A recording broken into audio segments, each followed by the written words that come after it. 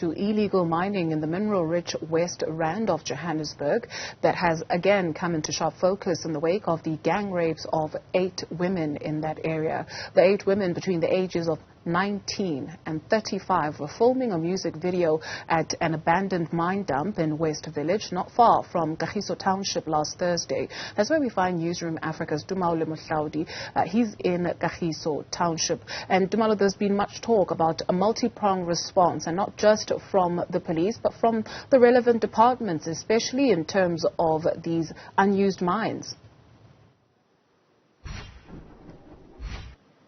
That is correct, Dudu, and part of that multi-pronged approach in terms of the response to this particular crime wave that is being blamed on these unused mines and so-called zamazamas has been to basically fill the shafts that they use to enter into the mines with concrete. This is something that was done by the provincial police in conjunction with the community safety department as a stopgap measure to try and seal the gaps, so to speak, where these illegal miners are using to access and exit from the mine. I can tell you that now from where I'm standing, and I'm going to stand out of shot. I'm standing at the corner of Station and Mego Street, just outside Kagiso, and this is where many of the zamazamas and illegal miners make their way into a shaft not far from where I am. It must be said, Dudu, though, that many of the people that are walking past here are not necessarily zamazamas, and it must be said that we're not suggesting that everyone who comes across this particular area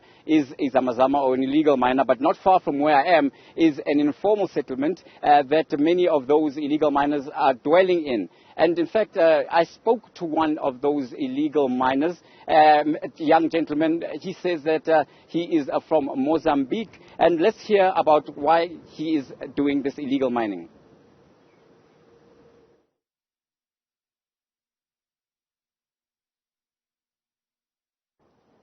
Dada benyispa na manje dana ngizile ngoba bantshele thi nginganamsebenzi senzelana ni 2 months ngisenze emayini so manje bavalile asinendawo yokusebenza ngihleli kuphela ya amanye asafe la senza khona bekusafe so bavalile ngoba bathi amasipala siya umosheka ama pipe la phakathi.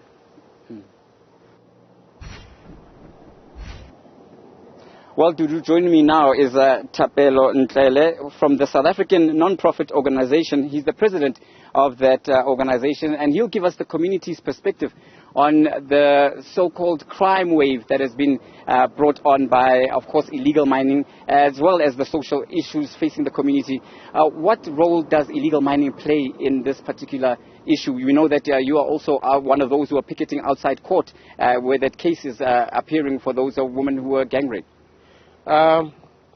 To start with, we need to be frankly speaking about this. We need to look into the contributing factors that made these people to illegally mine whatever that they are mining. First and foremost, I would blame the government in my position because of these guys. They've discovered something under there, of which minerals they discovered, I don't know. But I can tell you now they've discovered something. What can the government absorb such individuals and create employment so that they can be legally employed by government? I can tell you now, if it was a white person who have discovered whatever they have discovered there, they wouldn't say it's zamazama. They wouldn't say it's illegally. You understand? Because of the only part that they are doing illegally is to go there without any resources. Because of they don't have any resources, they don't even have a uniform to do whatever they are doing, and they are risking with their lives themselves. You understand? But Tumaole, to say that if it was a white person who was doing it, it wouldn't be illegal mining. Part of the reason they are called zamazamas and illegal miners, apart from trespassing on private property, is the fact that many of them don't have the relevant papers even to be in the country. Like that young gentleman that I spoke to admitted that he's here and he doesn't have the documentation, whether it is, of course, to be asylum seekers or refugee status. What do you make of that? How do you justify what you just said? Great. I'll take you back to the Freedom Charter. It states clearly that the land shall be shared amongst those who work it. So these people are also working the land as well. I'm not advocating for them, and I'm not promoting what they are doing. You understand? But what I'm saying is that they have discovered something. Whatever that they have discovered, or whatever mineral that they have discovered there, they must be assisted or be creating employment indirectly, illegally so. if I may say. But what I'm saying is that the government should take responsibility about these things. They should employ these guys, because of these guys they've showed that they have skill of discovering something. In fact, we shouldn't even call them Zamazamas. We should call them discoverers, because of they've discovered something. The only Zamazama that I know is a TV show which was presented by Nomsanene. All right. And Thapelo, just tell us about the kind of problems and the kind of challenges that residents here, as well, of course, as where the women who were raped or violently assaulted. What kind of challenges are community facing in terms of the security of the area? The challenge that we faced is crime. I don't want to lie, because of they use illegal firearms.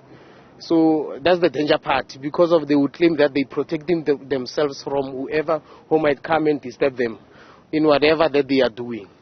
So the only thing that we're facing is crime, the murdering as well. That's the challenge. The raping. There's a story that took place, I think it was last week if I'm not mistaken, about the women that were raped. Yes, that's the only challenge that we're facing about them.